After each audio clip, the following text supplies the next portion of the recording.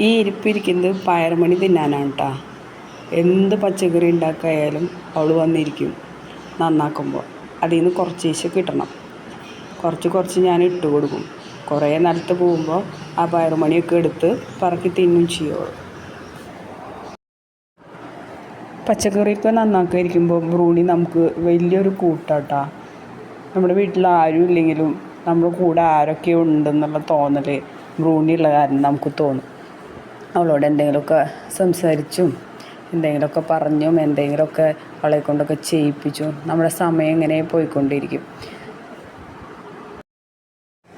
Bruny മാത്രമല്ല കേട്ടോ, കുറേ പൂച്ചകളുണ്ട്. പക്ഷെ അവർ ഭക്ഷണമൊക്കെ കഴിച്ച് കഴിഞ്ഞാൽ അവരുടെ കാര്യം നോക്കി കിടന്നുറങ്ങാനായിട്ട് പോകും. പക്ഷെ ബ്രൂണി നമ്മുടെ കൂടെ തന്നെ എപ്പോഴും ഉണ്ടായിരിക്കും.